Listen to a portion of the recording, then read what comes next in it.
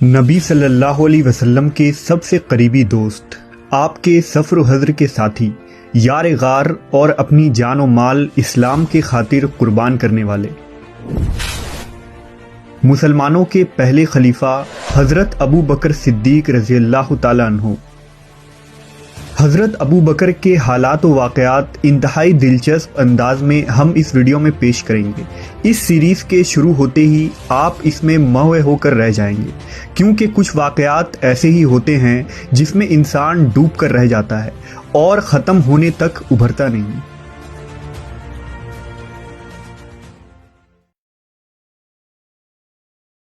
نبی صلی اللہ علیہ وسلم اور حضرت ابو بکر کا یہ قافلہ دشمنوں کی گھاٹیوں سے بچتا ہوا مدینہ کے قریب پہنچا۔ اہل مدینہ نہایت ہی بے چینی سے حضور کا انتظار کر رہے تھے۔ جب انہوں نے آپ کو مدینہ کے قریب دیکھا تو استقبال کے لیے نکلے۔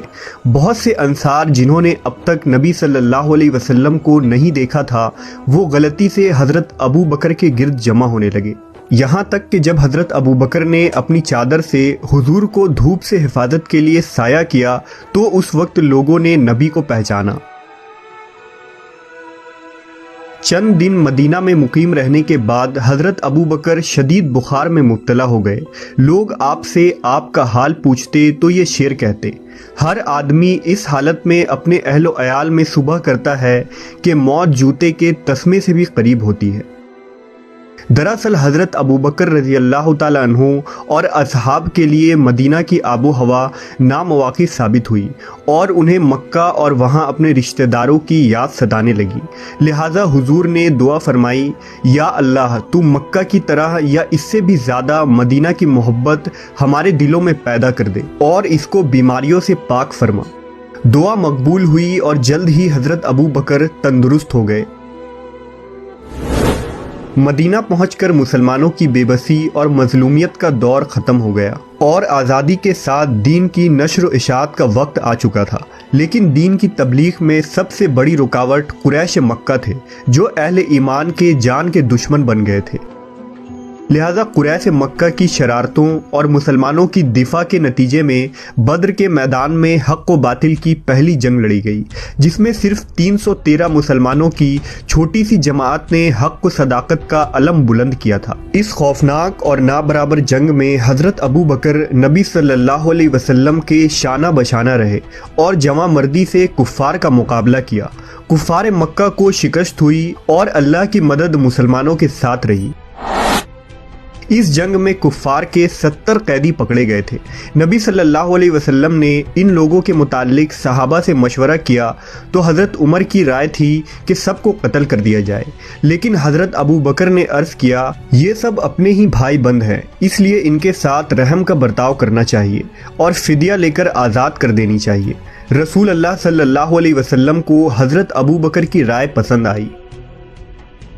بدر کی شکست کے بعد قریش مکہ نے جوش و انتقام میں ایک بڑی لشکر تیار کی اور اگلے سال پھر میدان احد میں مسلمانوں کے ساتھ جنگ ہوئی۔ یہ جنگ اہل ایمان کے لیے بہت سخت تھی۔ پہلے تو مسلمانوں کا لشکر کفار پر غالب آ گیا، لیکن کچھ ہی دیر میں پاسا پلٹ گیا اور قریش مکہ نے حملہ کر کے صحابہ کے لشکر کو منتشر کر دیا۔ نبی صلی اللہ علیہ وسلم بھی زخمی ہو گئے۔ لوگ حضور کو سہارا دے کر پہاڑ پر لائے تو حضرت ابو بکر بھی آپ کے ساتھ تھے۔ غزوہ احد کے بعد مسلسل غزوہ خندق اور غزوہ بنی مستلق پیش آیا، جس میں حضرت ابو بکر نبی صلی اللہ علیہ وسلم کے ہم رکاب تھے۔ مسلمانوں کا یہ مختصر سا لشکر نبی صلی اللہ علیہ وسلم کی سربراہی میں عربوں کے بڑے بڑے قبائل اور جنگی طاقتوں کو شکست دے رہے تھے، اور اس طرح پورے خطہ عرب میں مسلمان ایک عظیم طاقت بن کر ابھرے، جن کا مقصد صرف جنگ اور مال غنیمت نہ تھا، بلکہ اسلام کی تبلیغ اور اللہ کا پیغام لوگوں تک پہنچانا ہی اس جماعت کا اصل ہدف تھا۔ 4 ہجری میں حضور صلی اللہ علیہ وسلم نے 1400 صحابہ کے ساتھ زیارت کعبہ کے مقصد سے مکہ کے لیے روانہ ہوئے۔ جب قریش کو یہ خبر ہوئی تو انہوں نے مسلمانوں کو طواف کعبہ کی اجازت نہ دی، کیونکہ کعبہ کی متولی اور سرپرستی اب بھی کفار مکہ کے ہاتھوں میں ہی تھی۔ رسول اللہ صلی اللہ علیہ وسلم نے اصحاب کے ساتھ مکہ کے قریب حدیبیہ نامی مقام پر پڑاؤ ڈالا۔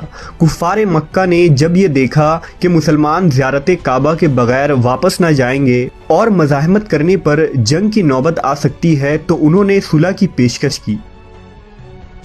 لہٰذا قریش نے عروہ بن مسعود کو سفیر بنا کر بھیجا۔ اس نے نبی صلی اللہ علیہ وسلم سے گفتگو کرتے ہوئے کہا، اے محمد، خدا کی قسم میں تمہارے ساتھ ایسے لوگ دیکھ رہا ہوں جو وقت پڑے گا تو تمہیں چھوڑ کر الگ ہو جائیں گے۔ اس جملے کو سن کر حضرت ابو بکر برہم ہو گئے اور کہا، کیا ہم رسول اللہ کو چھوڑ کر بھاگ جائیں گے؟ قسم ہے اس ذات کی جس کے ہاتھ میں میری جان ہے، اگر میں تمہارا زیر با احسان نہ ہوتا تو تمہیں نہایت سخت جواب دیتا۔ صلح حدیبیہ کامیاب ہوا اور اب مسلمانوں کو قریش مکہ سے کچھ اطمینان ہوا۔ 7 ہجری میں یہودیوں کی سازشوں سے تنگ آ کر خیبر پر فوج کشی کی گئی۔ پہلے حضرت ابو بکر سپہ سالار تھے، لیکن در حقیقت فتح خیبر حضرت علی کے مقدر میں تھا، لہذا خیبر ان کے ہاتھوں سے فتح ہوا۔ 8 ہجری میں اپنی شرارتوں سے مجبور کفار مکہ نے صلح کو توڑ دیا، لہذا رسول اللہ صلی اللہ علیہ وسلم 10,000 صحابہ کی جماعت کے ساتھ مکہ کی طرف روانہ ہوئے اور ایک فاتح کی حیثیت سے مکہ میں داخل ہوئے۔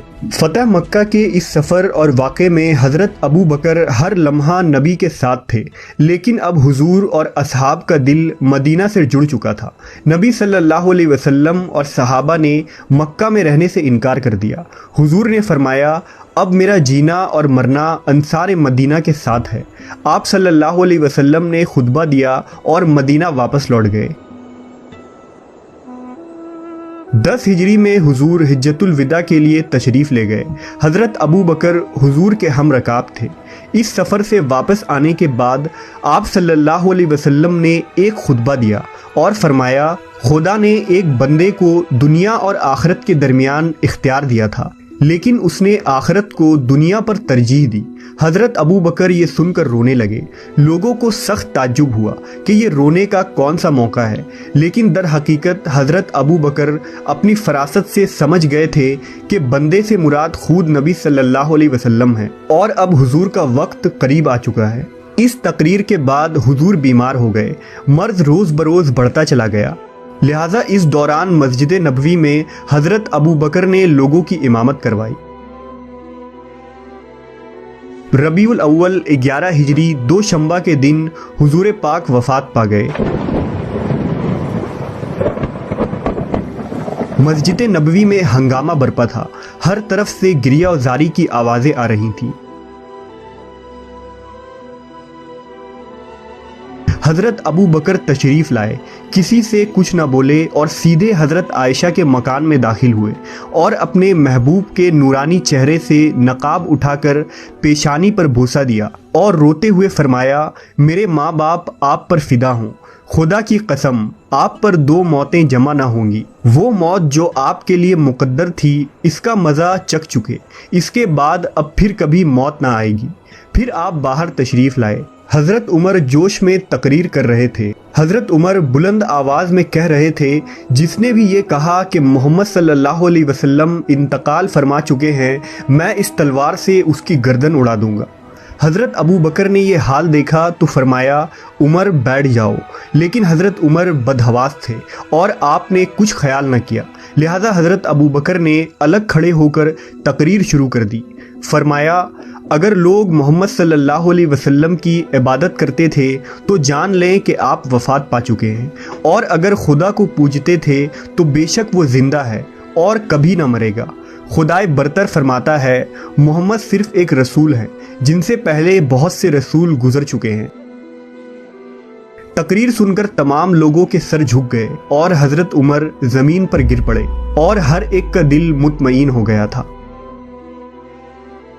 ابھی حضور کی تدفین کی تیاریاں بھی شروع نہ ہوئی تھی کہ مدینہ میں خلافت کا فتنہ اٹھ کھڑا ہوا۔